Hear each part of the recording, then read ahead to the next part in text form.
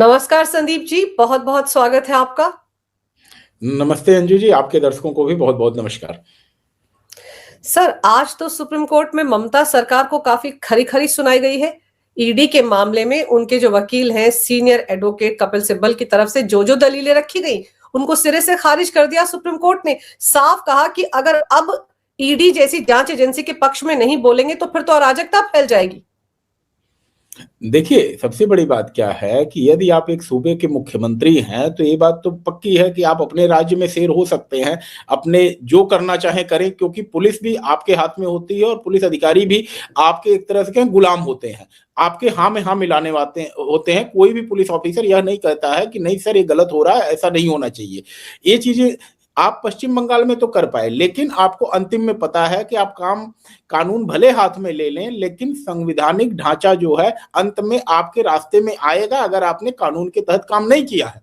और यही चीज यहां पर आज दिल्ली में हुई है। आप कोलकाता में आप शेर हो सकते हैं, कोलकाता के आप मालिक हो सकते हैं, आप पूरे पश्चिम बंगाल के मालिक हो सकते हैं, लेकिन जब संवैधानिक बातों की बात आएगी, ऐसे किसी बात की चर्चा होगी जहां पर राज्य और संघ के संबंधों की बात होगी और कहीं अतिक्रमण की बात होगी, तो इस बात का निर्णय दिल्ली में होगा, देश की शीर्ष अदालत में होगा। और ऐसे मामलों में संवैधानिक व्यवस्था ही है कि सुप्रीम कोर्ट को जुडिक्शन प्राप्त है ऐसे मामलों में दखल देने का। लेकिन यहां पर जो ममता बनर्जी ने किया, एक अपनी जो शपथ है कि प्रोटेक्ट करना है संविधान को, संविधान के हिसाब से चलना है, लेकिन आप एक कहते हैं कि लॉलेसनेस की, आर्बिट्रेरीनेस की स्थिति जो है वहां पर पैदा की। और उसके बाद आपने जो है जांच एजेंसी के काम में दखल दिया। जो काम एजेंसी को करने में आपकी पुलिस को कोऑपरेट करना चाहिए था, सहयोग करना चाहिए था, वह करने की बजाय आप उसके हाथ से कागज लेकर के गए, जो कहीं न कहीं ग्रेव वायलेशन माना जाता है, खासकर एक मुख्यमंत्री के द्वारा। आप इसी से अंदाजा लगाइए कि राज्य की स्थिति क्या है भाई, कि एक मुख्यमंत्री अगर कानून अपने हाथ में ले रहा है तो जो छुटभैया होगा, जिसको पुलिस से डरना चाहिए, उसकी स्थिति क्या होगी। बिल्कुल सही कह रहे हैं आप सर, क्योंकि जिस तरह से ये काम हुआ 8 जनवरी को, भाई आईपैक के दफ्तर और ठिकानों पर छापे मारने के लिए ईडी की टीम गई थी। आईपैक जो है वो ममता बनर्जी की पार्टी तृणमूल कांग्रेस का जो पॉलिटिकल एजेंडा उसको देख रही है, उनके चुनाव के तरीके के बारे में वो सारा का सारा ख्याल रखते हैं। तो इसमें ये मान लेना कि टीएमसी के दफ्तर पर छापा हुआ, ऐसा तो नहीं था ना। छापा तो आईपैक के दफ्तर पर था, लेकिन ममता बनर्जी डीजीपी के साथ, पुलिस कमिश्नर के साथ दंदनाती वहां पहुंच गई। सबको हैरान हुई थी सर, सारे दस्तावेज तो ले गई। जब ये सारे तथ्य आज ईडी ने रखे सुप्रीम कोर्ट के सामने, तभी तो सुप्रीम कोर्ट को कहना पड़ा कि बड़ा गंभीर मामला है, इस पर बात होनी चाहिए, तभी तो नोटिस जारी किए गए इन सबको। देखिए, ममता का कंडक्ट अपने आप में बहुत डाउटफुल है, और शायद ये डाउटफुल कंडक्ट ही जो है कहीं न कहीं सुप्रीम कोर्ट में इस मामले में दखल देने के लिए जो है जजों को कन्विंस कर रहा है। क्यों? क्योंकि आपके पास कुछ तो ऐसा था जो आप चाहते नहीं थे कि जांच एजेंसियों के पास आए। जांच एजेंसियों के पास अगर यह चीजें आ जाती तो शायद आपके लिए बहुत बड़ी समस्या हो सकती थी, और शायद इसीलिए आपने उन कागजों को लेकर के एक तरह से कहें छीनने की कोशिश की या लेकर के जाने की कोशिश की। नहीं तो आप ईडी की कार्यवाही जानती हैं, अगर ईडी कोई जगह पे जाती है जहां पे डॉक्यूमेंट्स को सर्च करती है, उसका बकायदा एक मेमोरेंडम बनता है और अगले को रिसीव कराया जाता है, भाई हम आपके कस्टडी से ये पेपर लेकर के जा रहे हैं। तो इस तरह से ऐसी कोई इसमें घबराने वाली और कानून को अपने हाथ में लेने वाली बात नहीं थी। लेकिन आपने ऐसा किया है तो नाउ बर्डन ऑफ प्रूफ आपके ऊपर जाता है कि ऐसे कागज उसमें नहीं है जो कि आपको कानून में फंसा सकते हैं। क्यों? क्योंकि आपने जो आईपैक के कहा, बिल्कुल सही कहा कि आईपैक भाई तृणमूल कांग्रेस का हेडक्वार्टर तो था नहीं। आईपैक तो एक एजेंसी है जिसको आपने हायर किया है अपनी पार्टी के काम के लिए। तो डेफिनेटली आपको पता है कि उसके पास कुछ ऐसे पेपर हैं जिसमें अगर पब्लिक डोमेन में आ गए या जांच एजेंसियों के हाथ लग गए तो निश्चित ही उसमें कुछ ऐसे पॉइंट हैं जो इलीगल हैं, अगेंस्ट द फेडरलिज्म है, अगेंस्ट द कॉन्स्टिट्यूशन है और अगेंस्ट द लॉ है। That's why the CM entered into that domain. उस जगह पे जाने का मतलब बनता है। और देखिए, इसमें सबसे बड़ी बात रही कि जो डीजीपी हैं उनका कंडक्ट भी अपने आप में दिखाता है कि वह अपने स्टेट्यूटरी ऑब्लिगेशंस का, वैधानिक दायित्वों का निर्वहन उन्होंने ठीक ढंग से नहीं किया, या ये कहें किया ही नहीं। और इसी सब बातों को जब सुप्रीम कोर्ट के सामने लाया गया, आपने आज देखी होगी अगर बहस जो है, तो इन सब बातों को लाया गया और ऐसी बातें पूछी जा रही थी कि भाई आईपैक क्या है, मनी लॉन्ड्रिंग क्या हुआ, ये सब चीजें जो है। तो यहां पर जो मनी लॉन्ड्रिंग वाली बात रही, भाई अगर कुछ गड़बड़ है तभी तो ईडी जा रही है। अगर ईडी का तो कोई मतलब ही नहीं है अगर मनी लॉन्ड्रिंग नहीं हुई। तो मनी लॉन्ड्रिंग के संकेत खुद ही ममता बनर्जी दे रही हैं कि हमारे खिलाफ कुछ ना कुछ सबूत है, इसीलिए मैं एक ग्रीन फाइल लेकर के भागी हूं और मैं चाहती नहीं हूं कि वहां पर किसी तरह से जो है जांच एजेंसी अपना काम करे। और आज जो है इस मामले में जो सबसे बड़ी बात हुई कि ईडी की बात को सुप्रीम कोर्ट ने कहीं न कहीं एक बैलेंस करने की कोशिश की कि भाई आपको भी अधिकार है, ममता बनर्जी को भी अधिकार है। एक political party, being a political party, Mamata Banerjee को पूरा हक है कि अपनी राजनीतिक जो एक कहते हैं कि गोपनीयता उनकी बनी रहे, लेकिन आपको भी अधिकार है अपनी जांच करने का। और बहुत सारी बातें यहां पर हुई आज डिटेल में, लेकिन कोर्ट ने कहा कि भाई हम इस मामले में जो है अभी काउंटर देने के लिए समय दे रहे हैं, आप अपना जवाब दाखिल करिए, फिर इसमें जो है आगे कार्यवाही हम सुनिश्चित करेंगे कि क्या होगा। पर संदीप जी, जो बार बार टाइमिंग पर सवाल उठाए जाते हैं कि चुनाव से पहले ईडी ने ये छापा क्यों मारा, वही सवाल सुप्रीम कोर्ट में कपिल सिब्बल साहब ने भी उठाया। उन्होंने कहा कि इस कोला घोटाले में जिस मामले में कहा जा रहा है मनी लॉन्ड्रिंग हुई है, 20 करोड़ का लेन देन आईपैक के जरिए हुआ है, उस मामले में आखिरी बयान जो था वो फरवरी 2024 को दर्ज किया गया था और ये मामला 5 साल से चल रहा है। तो इसमें अब जाकर ही छापा क्यों मारा गया जब चुनाव बिल्कुल सिर पर है? तो क्या टाइमिंग पर हमेशा ध्यान देकर चलना चाहिए ईडी को कि फला राज्य में चुनाव है तो ना छापा मारा जाए, जबकि हमारे देश में तो ऐसी व्यवस्था है कि हर महीने कोई ना कोई चुनाव तो होता ही रहता है? यही बात मैं आपसे कह रहा हूं, चुनाव ही नहीं, ईडी की कार्यवाही भी किसी न किसी महीने में, हर महीने में कहीं न कहीं चल रही होती है। और अगर आप ऑन एन एवरेज देखेंगे तो हर 3 महीने में किसी किसी संवैधानिक व्यक्ति के प्रति या कोई ऐसा व्यक्ति जिसके खिलाफ शिकायत आई हुई है, चाहे सांसद हो, विधायक हो या ब्यूरोक्रेट हो, ईडी अपनी कार्यवाही करती रहती है। तो इस बात को अगर लेकर के पॉइंट बनाया जाता है, और सुप्रीम कोर्ट में आपने देखा बहस के दौरान पूछ दिया गया कि भाई चुनाव कौन करा रहा है, ईडी करा रही है कि आईपैक करा रही है। तो इस बातों को कहें कि कोर्ट ने बड़े हल्के में लिया, लेकिन बात क्या है कि कोर्ट इस चीज से कन्विंस है कहीं ना कहीं कि भाई कुछ तो गड़बड़ आपने किया है। आपका कंडक्ट, जो मैंने अपने ओपनिंग रिमार्क में कहा कि आपका कंडक्ट ही ऐसा बताता है कि आपके खिलाफ कुछ था जिससे आप अपनी जान बचाने के लिए इस लेवल, नहीं तो किस राज्य का मुख्यमंत्री इस तरह का काम करेगा भाई? आप संवैधानिक दायित्व पर बैठे हैं, इस चीज का आपको निर्वहन करना चाहिए था और ऐसा आप करने में फेल रहे हैं, तो इसकी जवाबदेही तो आपकी बनेगी, आपको सुप्रीम कोर्ट में आके जवाब देना पड़ेगा। आप पश्चिम बंगाल में चाहे जो बवाल कर लीजिए, यहां पर आपको कागजों से चलना पड़ेगा।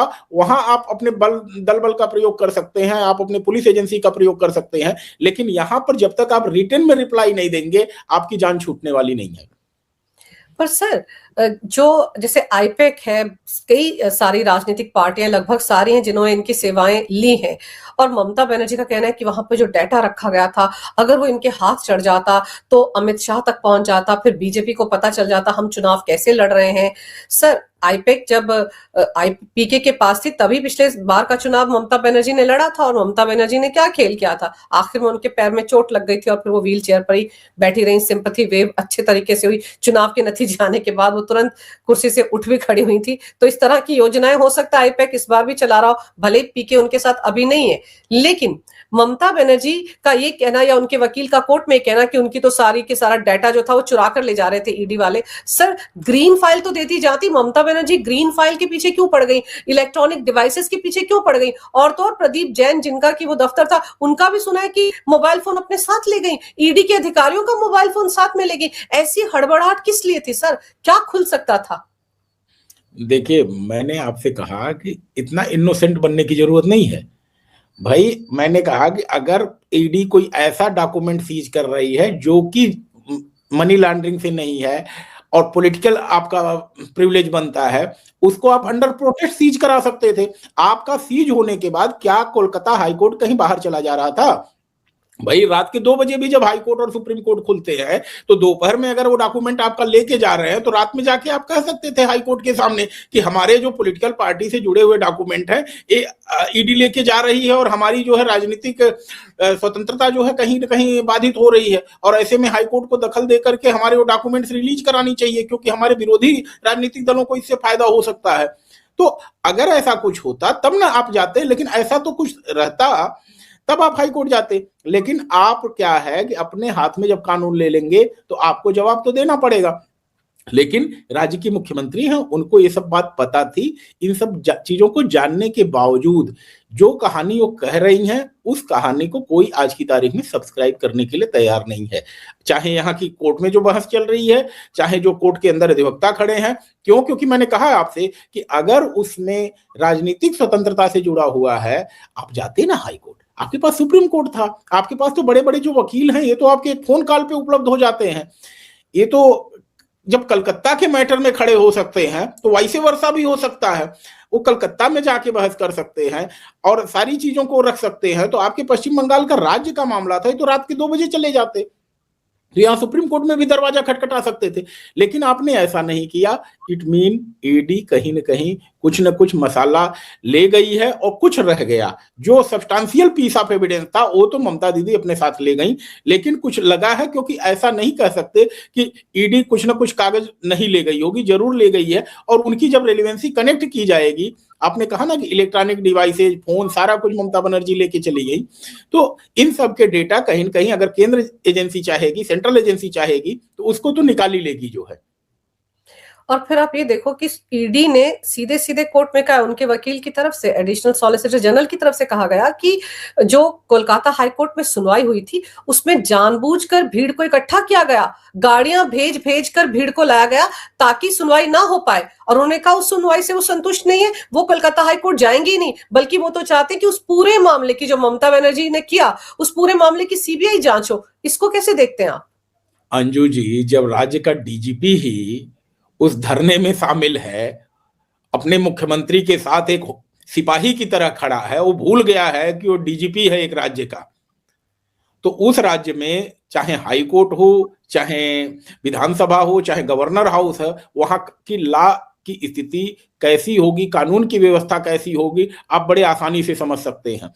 तो इन बातों को सुप्रीम कोर्ट भी समझ रही है कि भाई डीजीपी अगर इस तरह से अपने सरेंडर कर देता है मुख्यमंत्री के सामने, तो कानून तो अपने आप चला गया। और हाईकोर्ट को इस तरह से कहें कि हाईकोर्ट को भी अपना काम करने में बाधित किया गया है। मुझे लगता है सुप्रीम कोर्ट को अगर यह वीडियो आपकी पहुंचे तो इसमें भी कॉग्निजेंस लेना चाहिए कि न्यायिक कार्य में भी बाधा किया, ईडी की कार्य में तो बाधा किया ही किया, जांच एजेंसियों के काम में बाधा किया, साथ में मुख्यमंत्री ने उस प्रदेश की उच्च न्यायालय के काम में बाधा पहुंचाई।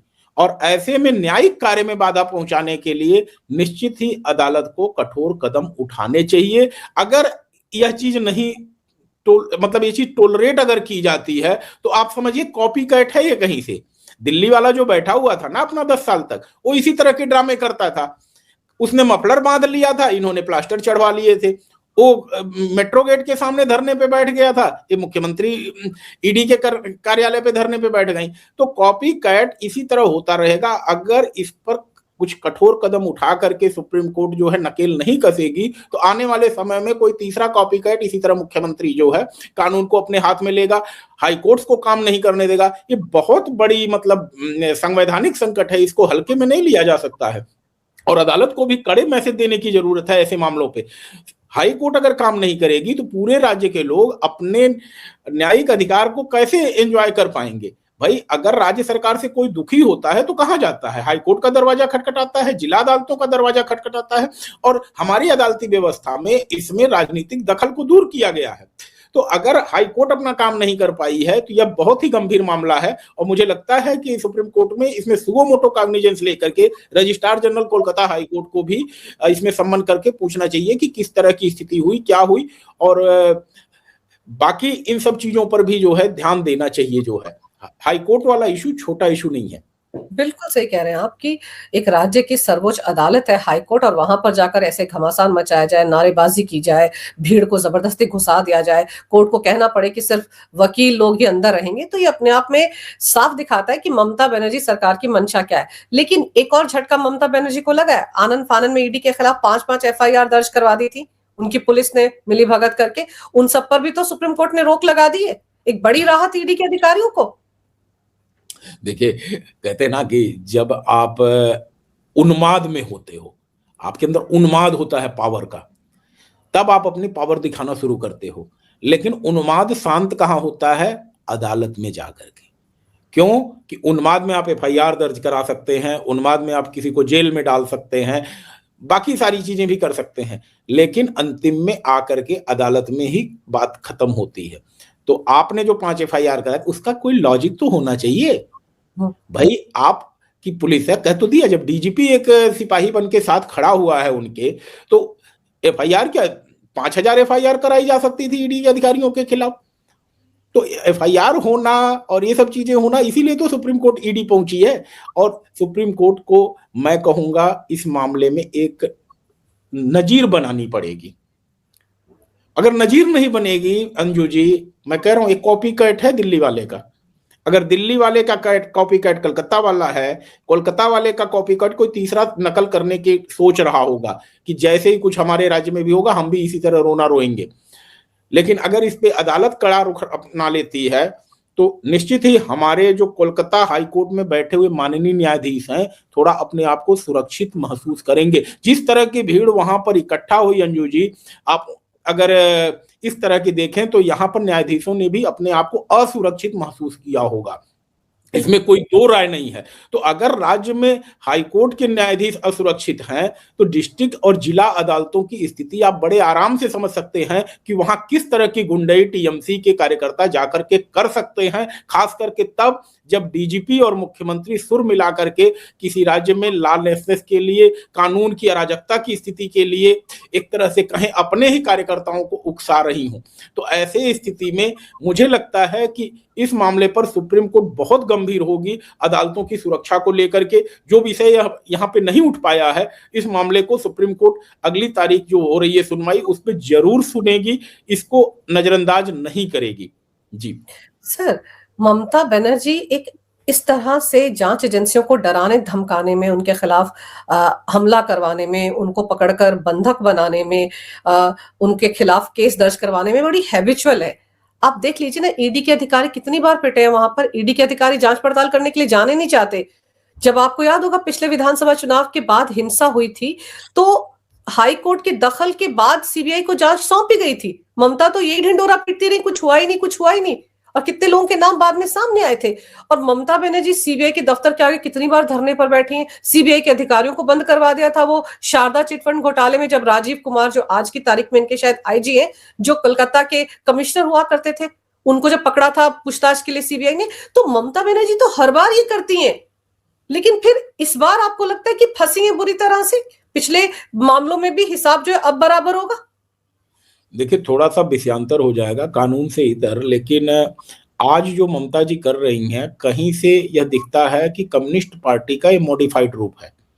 बिल्कुल। जिस तरह से कम्युनिस्ट कभी हिंसा किया करते थे और जिसके खिलाफ ममता बनर्जी आवाज उठाया करती थी, पश्चिम बंगाल के लोगों की आवाज बना करती थी, आज वही ममता बनर्जी जो है अपने आप को पूरी तरह से नई कम्युनिस्ट पार्टी बन करके उभर गई हैं। और आज ममता बनर्जी की जगह की स्थिति में जो है वर्तमान वहां पर जो भारतीय जनता पार्टी का नेतृत्व है कहीं न कहीं अपनी आवाज उठा रहा है। तो यहाँ पर जो हिंसा है, हिंसा एक ऐसी चीज है जो कम्युनिस्टों का बहुत बड़ा हथियार है। उनका पता होता है कि अगर हम हिंसा का प्रयोग करेंगे तो लोग उन संस्थाओं को अप्रोच नहीं करेंगे जो संविधान के तहत बनी हुई हैं, जो कानून के तहत बनी हुई हैं, और ऐसे में उनको जो है स्वतंत्र रूप से अपना एक अलग साम्राज्य चलाने का मौका मिलेगा। आप कहीं भी देखिए जहां भी कम्युनिस्ट हावी रहे हैं वहां पर हिंसा का सहारा लिया जाता रहा है, चाहे वो जंगल में रह रहे हों, चाहे वह शहर में रह रहे हो, कहीं भी वो रहेंगे, हिंसा ही एकमात्र सहारा है जिसके चलते वो जो है लोगों में भय पैदा कर पाते हैं कि लोग आवाज ना उठाएं। तो ऐसी स्थिति में आज की तारीख में मुझे कोई अंतर नजर नहीं आता है पुरानी कम्युनिस्ट पार्टी और आज की तृणमूल कांग्रेस में। तो तृणमूल कांग्रेस के लोगों को भी समझना चाहिए कि भाई हम अगर बंगाल को शांत बनाना चाह रहे हैं, सब कुछ बनाना चाह रहे हैं कि ऐसा हो कि वहां पर विधि का शासन स्थापित हो, तो कहीं न कहीं अपने जो शीर्ष नेतृत्व है उससे भी यह सवाल उठाना चाहिए कि भाई हमारे लोगों के संवैधानिक अधिकारों का क्या होगा अगर इस तरह से चीजें होंगी तो। और आप सोचो कि ईडी के अधिकारी ये कह रहे हैं कि हम कोलकाता हाईकोर्ट नहीं जाएंगे। वहां जिस तरह की भीड़ आई थी उनसे उनकी जान को भी तो खतरा था। और वहां पर आपको याद होगा एक जज हुआ करते थे जिन्होंने बाद में राजनीति ज्वाइन कर ली थी, उनको भी तो किस तरह से डराया धमकाया जाता था। कई जज तो ऐसे मामले जो तृणमूल कांग्रेस से जुड़े होते हैं उसमें किनारा कर लेते कि हम उसकी सुनवाई में नहीं बैठेंगे। तो ये तो वहां पर माहौल है। बल्कि आज एसजी को भी सुप्रीम कोर्ट में कहना पड़ा कि ऐसी घटनाएं जब होती हैं, इस तरह से जब कटघरे में ईडी के अधिकारियों को खड़ा कर दिया जाता है, तो अधिकारियों का मनोबल गिर जाता है। फिर वो क्यों ईमानदारी के साथ किसी मामले की जांच को आगे बढ़ाएंगे? तो ये सारी बातें तो ममता के खिलाफ ही जा रही है ना, और उनके पिछले इतिहास को भी दर्शा रही है।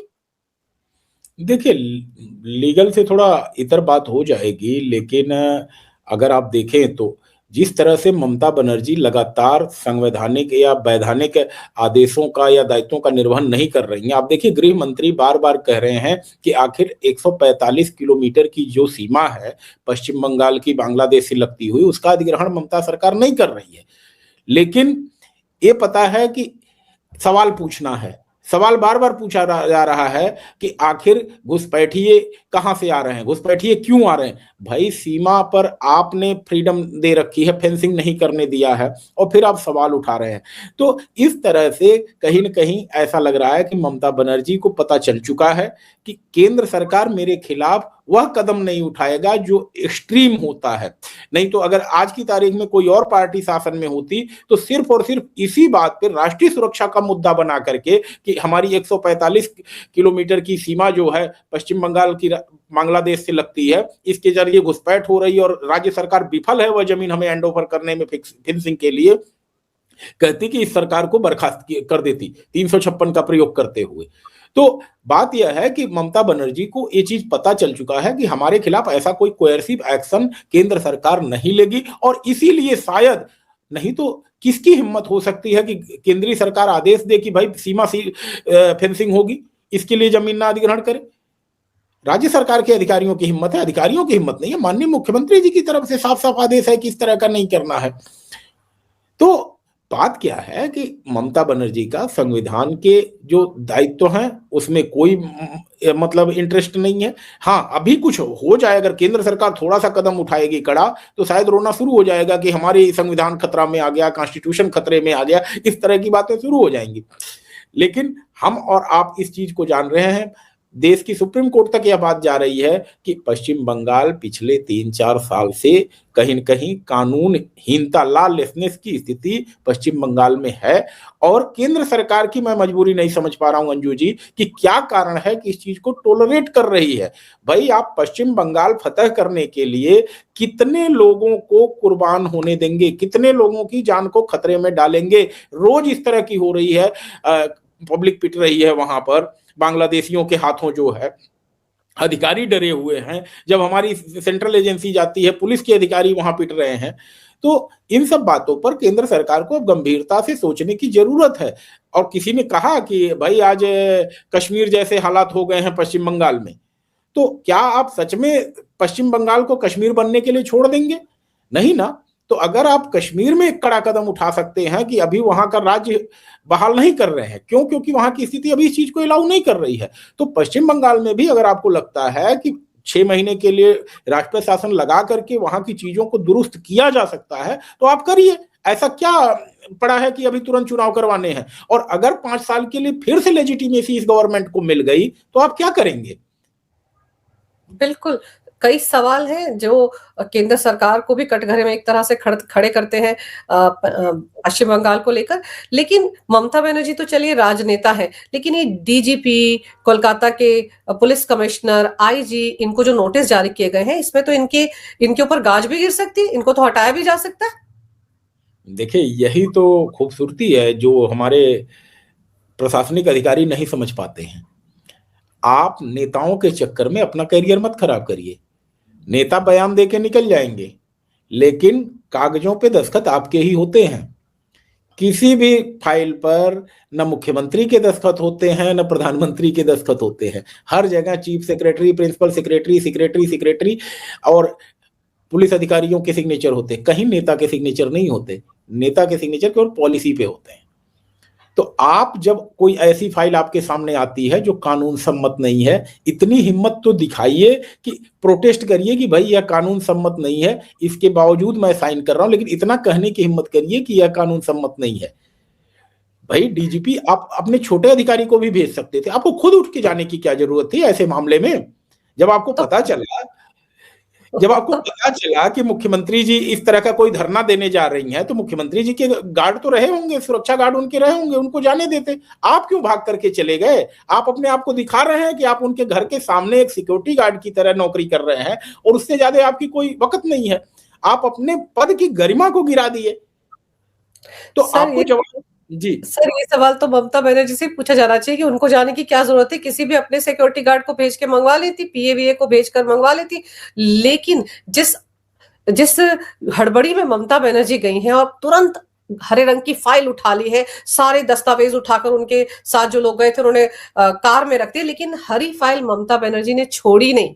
फोन भी ले लिया वो प्रतीक जैन का। तो इससे पता चलता है सर कि मामला बहुत ज्यादा गंभीर था। ममता बनर्जी को किसी पर भरोसा नहीं था, अपने किसी सेक्रेटरी पर भी भरोसा नहीं था, पीए पर भी भरोसा नहीं था, और ऐसी डीजीपी साहब को भी किसी और पर भरोसा नहीं था। इसीलिए वो उनके साथ लग ले कि चलिए जाके इकट्ठे होके ले आते। लेकिन अब इतना करारा थप्पड़ पड़ा है ममता सरकार के मुंह पर सुप्रीम कोर्ट से, उनकी सारी दलीलें धरी की धरी रह गई हैं। देखना दिलचस्प होगा कि अब जब 2 हफ्ते के बाद उनको जवाब देना है नोटिस का सुप्रीम कोर्ट में, तब वो क्या कहती हैं। और ये जो हरी फाइल है, ये सच में अभी है ममता के पास, और अगर है तो ये कब ईडी के अधिकारियों के पास आएगी, सवाल ये भी है। देखने वाली बात यह होगी कि जब बहस होगी, काउंटर फाइल हो जाएंगे, तो इसमें एक सवाल तो पूछा जाएगा, भाई है ग्रीन फाइल में क्या था? ग्रीन फाइल वाला रहस्य बता दो। ग्रीन फाइल में कितने पेजेज हैं, क्या है? और हमको लगता नहीं है कि ईडी जब मोबाइल की बात कर रही है तो उस ग्रीन फाइल की भी बात करेगी कि हमें तुरंत हैंडओवर किए जाए। और हो सकता है कहे कि सुप्रीम कोर्ट में ही हैंडओवर किए जाए, हम कोलकाता में इस फाइल को नहीं लेने जाएंगे। तो अभी जो सुनवाई होगी वह बहुत ही गंभीर होगी, और उसमें सबसे बड़ा मामला जो मैं कह रहा हूं कि आपके चैनल के माध्यम से अगर जाती है, तो मुझे लगता है कि सुप्रीम कोर्ट इस बात को उठाएगी कि जुडिशियल ऑफिसर्स को सिक्योरिटी दी जाए, और डिस्ट्रिक्ट लेवल के ही नहीं, हाई कोर्ट सभी जजों को सिक्योरिटी दी जानी चाहिए। क्योंकि यह जजों को अगर आप अराजक स्थिति में डालेंगे और भय की स्थिति में डालेंगे, तो निश्चित ही कानून अपना काम नहीं कर पाएगा। और पुलिस अधिकारी जो डीजीपी हैं, उनके खिलाफ भी सख्त टिप्पणी की मैं उम्मीद कर रहा हूं। निश्चित ही वो ऐसा ही होगा कुछ, क्योंकि कहीं से भी उनका एक्ट जो है संविधान सम्मत और कानून सम्मत नजर नहीं आता है। बिल्कुल सर, ममता तो बच जाएंगे, लेकिन इन पर गाज गिरनी तय है। देखते हैं अगली सुनवाई में क्या होता है। सर, आपने समय निकाला, इस विषय पर बहुत ही अहम जानकारी मेरे दर्शकों को दी। आपका बहुत बहुत धन्यवाद। नमस्कार। भारत माता की जय। वंदे मातरम। जय श्री राम। वंदे मातरम, जय श्री राम। आपके दर्शकों को बहुत धन्यवाद कि उन्होंने धैर्य से हमें सुना।